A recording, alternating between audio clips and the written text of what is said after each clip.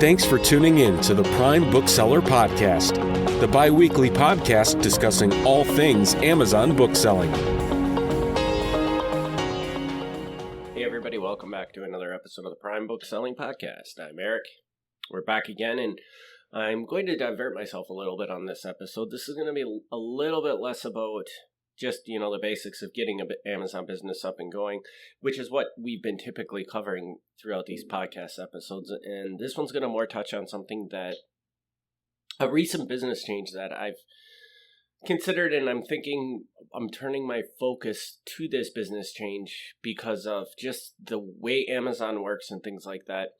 And so if you listen to this podcast episode and you're kind of in the beginning stages of this may be a little over the top and a little more than you need to hear, but I also think that it's a valuable episode for you to listen to because you can always put it in your head and remember it so that when crossing a borderline like this becomes more of an issue for you can always refer back to this episode or at least hopefully have retained something that's said in this episode to help you get through that position. So one of the big things So early on in the podcast, we talked about the two fulfillment programs that Amazon has. Those two fulfillment programs are FBA and MFN. And when we discussed those, I laid out that FBA is probably the superior program. You'll get better sales, blah, blah, blah, from the FBA program. But there is also a purpose for MFN.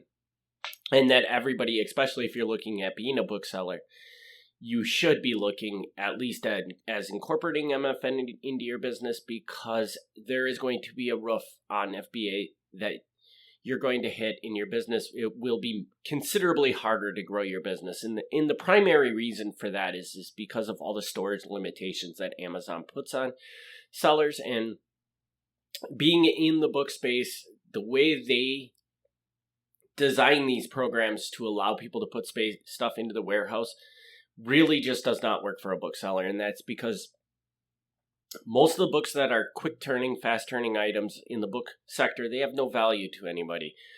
There's just so many copies of them already available online.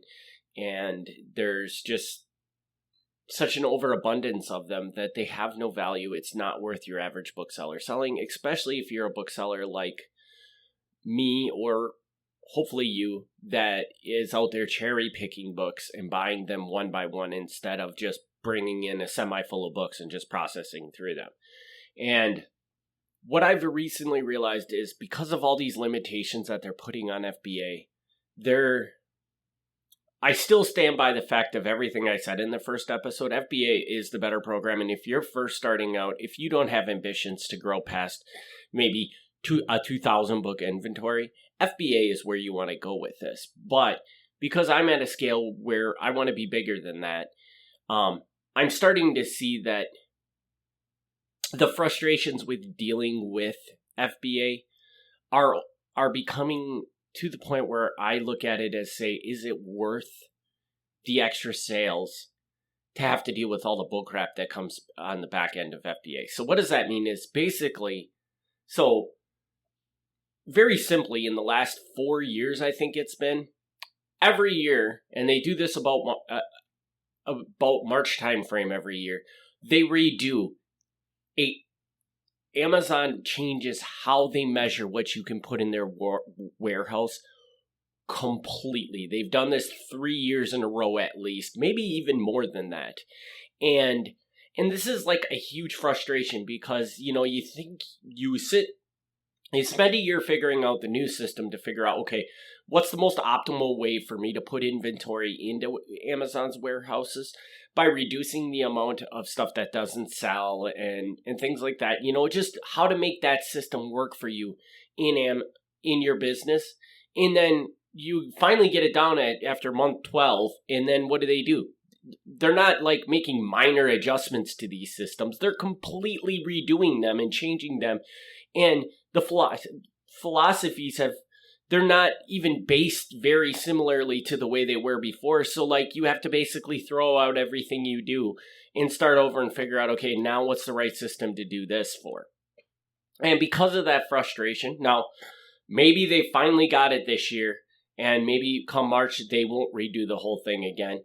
But I'm not even going to trust it that that's going to happen. What I've looked at doing is I have found that I can simply order books specifically to sell merchant fulfilled and not even focus on the FBA side. Now, what does happen there is that you have to be in a unique situation because you have to be able to get enough merchant fulfilled books, which a lot of people will tell you that they can't do, which completely understand that the way I source is very different from most people, and they do not have access to the books at a drop of a dime that I have access to.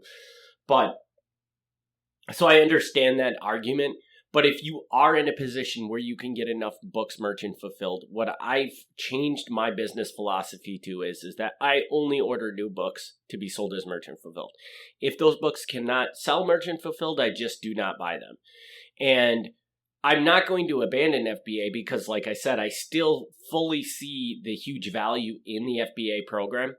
But now what I'm doing is I'm simply using FBA as more of a liquidation device for merchant fulfilled. So to try to put this in a picture that you can envision in your head, it starts up at the top, you order books, they go into the merchant fulfilled pile. After a while, I evaluate all that merchant fulfilled inventory.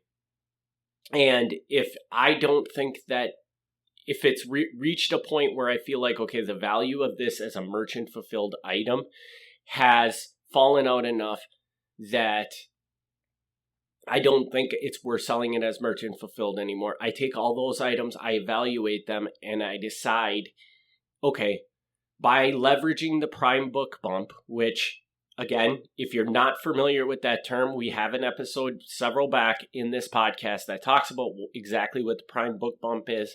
But we look at that Prime Book Bump and say, okay, if we flip this book and switched it to FBA, sent it in as an FBA book, could we squeeze out a little bit of profit from it and reasonably get a sale? And that's how I intend on building my business moving forward, is to leave merchant fulfilled up at the top, and then things have to run through merchant fulfilled before they go down to FBA. And by doing that, it's kind of what it's doing in my eyes is it's turning FBA from a critical piece of my business to more of an afterthought piece of my business. And by doing that, what Amazon is sitting there doing and adjusting and changing on their end every year has very little effect on me. Because, I mean, the books that I'm going to be sending into FBA moving forward, more than likely, I would view them as, well, if it ever got to the point where Amazon throttled FBA to the point where I didn't even want to deal with it anymore, then simply what I would do is I would just get rid of those books, because all the books that I'm currently sending into FBA are books that I've paid for many months ago. And if I have to get rid of, 100 out of the 1,000 books that I ordered, as long as money still ends up ahead, I'm fine with just disposing of those books and not even worrying about the fact that I can't send them to FBA. Whereas if you flip that circle around and you put yourself where you put FBA as your priority and MFN as your secondary, what happens is FBA becomes a very, very critical piece of your business. And every time that Amazon makes one of these changes to their policies on how you can store items in their warehouse and stuff, it's going to have a huge effect on your business, and it's going to cause a large amount of stress within your business. So it's just by making this act simply as flipping from making MFN the priority and FBA the secondary, you completely eliminate all that stress from your business, which I think is a win for just about anybody. Now, there's probably some questions revolving that, like, well, okay, so you do that. Well, now they're going to make a big change to MFN, and it's going to do the same thing. It's going to screw your business up, and it wouldn't have happened if you would have had FBA as the primary. First of all, is that a possibility? Yes. Historically, it shows that the MFN program has not changed a lot. There has been a couple of big fee increases over the years, I think. And I can really only think of one off the top of my head, and it was quite a while ago, that jeopardized a lot of merchant fulfilled businesses because Amazon was trying to drive up the minimum price that a book sold for on Amazon.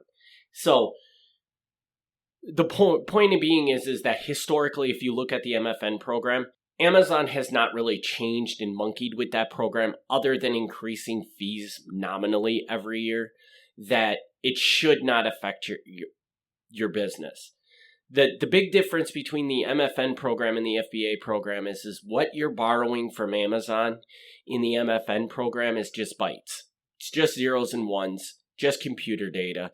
Amazon has an unlimited source of computer data, so you can use as much as you want, and they really don't care.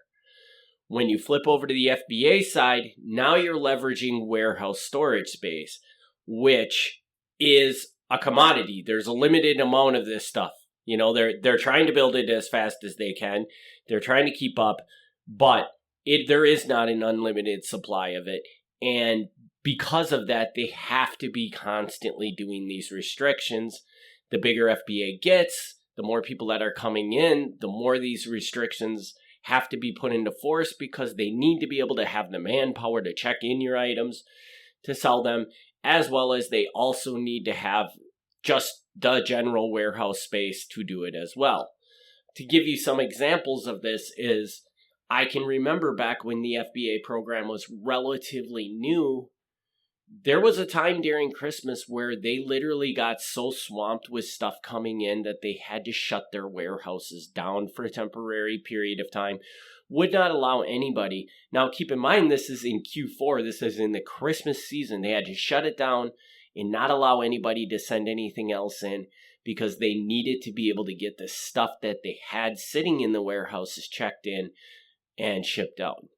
When you add that FBA component to it, it creates a lot more challenges on the Amazon side because they're responsible for a lot more things, and the things that they're responsible for are not digital. And if everything was digital, Amazon could probably program their way to a point where this would never be a problem, but they can't because they're storing physical products, they're shipping physical products. That requires physical space and that requires physical people to do those things.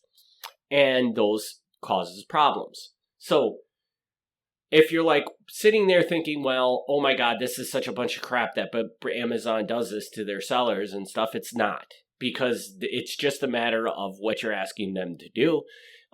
You use any sort of third-party outsourcing program to ship out your items, they're going to have the same kind of restrictions on you. And in fact, I would go as far as to say the third-party companies that I've looked at that do something similar to what Amazon FBA does, their restrictions are a lot higher than what Amazon's are. So the point to this is that this is not something you should be like, Amazon's a terrible company for doing this and they don't know what they're doing. They know exactly what they're doing. It's just a big challenge to overcome. And you have to understand that, you have to be appreciative of that, and you have to cut them some slack on this. But at the same time, it does cause a lot of problems on your end for your business as well. So you need to look at it and evaluate which way is the best way to go for you. So now, somebody out there might be thinking, okay, so now we have this episode and we have the first two episodes that talked about merchant fulfilled and FBA. I'm left confused on what to do. So if I'm putting myself into a brand new seller's seats, what I would be telling a brand new seller to look at is that I think if you're a brand new seller, you still are starting with FBA. And the reason for that is because, again, I thoroughly believe you'll still get better sales with the FBA program. You'll make more money with the FBA program. You'll get quick wins with the FBA program, more so than you will with the Merchant Fulfill program. Not to say that you can't get those wins with the Merchant Fulfill program. It's just easier with the FBA program. So I'd still be the one, I'd start in FBA. But maybe even it wouldn't be the worst idea to look at like dipping your toes into merchant fulfilled immediately. And what I mean by that is that I can remember back in the day when I first started selling on Amazon, FBA wasn't even a thing. It didn't exist yet. It came out while I was selling on Amazon. And the way we initially set up the business with FBA, because we didn't really understand what FBA was. When it first came out, everybody out there that was selling was telling you, don't use FBA. It's a scam. It's a ripoff. It's a blah, blah, blah, which was not true. That was just people fighting change. But so we tiptoed into FBA, which meant that everything we bought, if we could sell it merchant fulfilled, we sold it merchant fulfilled. But then we kind of opened up the doors to allow more things to be sold. Like I've told you about leveraging the Prime Book Bump. You can buy things to sell FBA that you can't buy to sell merchant fulfilled. So we kind of opened up the world to, okay, let's start taking in some of these things that we can't buy to sell merchant fulfilled, and we'll send them FBA. And that's how we initially built our business, was with very much that it was still a split between merchant fulfilled and FBA, but merchant fulfilled always got the priority. And I think that you can start purely FBA, because when you first start, storage space in an Amazon warehouse is not a concern until it becomes a concern. And you get 100 square feet in a warehouse, guaranteed no matter what, as of right now. That could change in March. Always keep that in mind. But as of right now, that's what it is. So that's a lot of space you can work with that. But it would not hurt you to dabble into MFN, get comfortable with doing MFN, because inevitably I would strongly encourage any seller out there to switch to the model of making MFN your priority, making your FBA secondary. Now, there is one more caveat to this that I should point out, because I actually did have a client that I worked with today, and he's looking at getting into books, but he's been doing wholesale for a very long, I shouldn't say very long time, but for some time.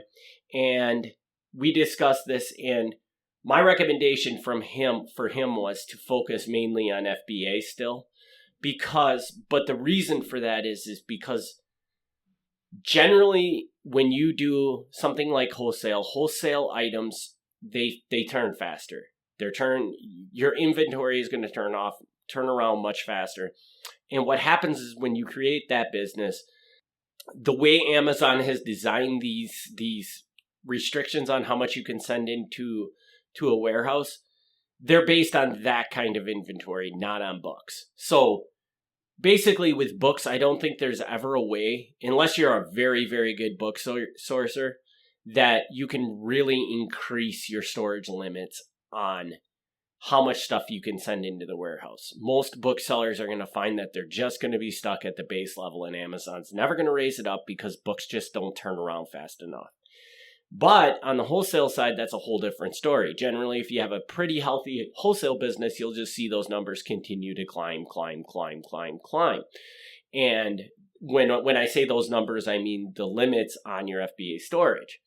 So what I told this client was that you're probably in a position where you can more leverage FBA if you want to and still get those benefits. But it's very important for you to realize, if you are on that wholesale side and you are seeing those numbers increase month after month or whatever, that the minute you jump into the book side, what's going to probably happen is you might not kill the growth of those storage limits, but the growth is going to slow down. Because the minute you jump into books, the books are not going to sell fast enough, and Amazon is going to penalize you for how not fast those books are selling. So if you do have the unique situation where you're operating an Amazon business that is not books and you're seeing those limits raise, you can approach it from the perspective of that, okay, this is how much it's growing. This is how much space I think I need for my current wholesale business. So this gives me this amount of space to use for books. And you could do that, and you could leverage that. And I think that's a safe business model. I mean, but now keep in mind, alluded to at the beginning of this podcast, that when you do that, when we talked about it, we said that every year they have been changing completely how this is measured, how these storage limits are measured.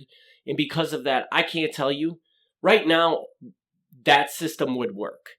But if you wait until March and if they completely redo it, now it might not work anymore. They may have changed something to the point where that system just isn't going to work anymore. So again, whenever you put FBA as the top priority, you're always dealing with these yearly massive changes that Amazon makes to that infrastructure to make sure that they can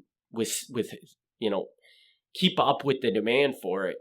And from year to year, you'll never know if your business current model is going to work or if you're going to have to readjust it for their new changes next year.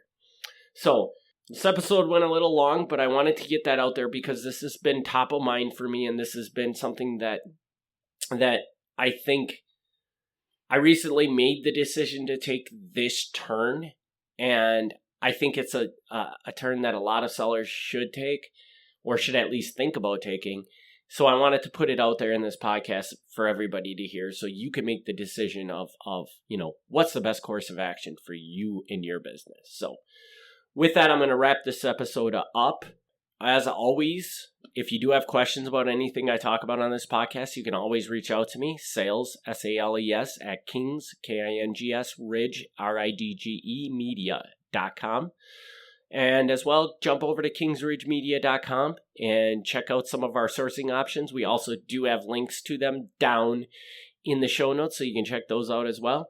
And I will see you in 2 weeks on the next episode. Thank you, everybody, for tuning in. Thanks for listening to the Prime Bookseller Podcast. Join us for the next episode as we discuss all things Amazon bookselling.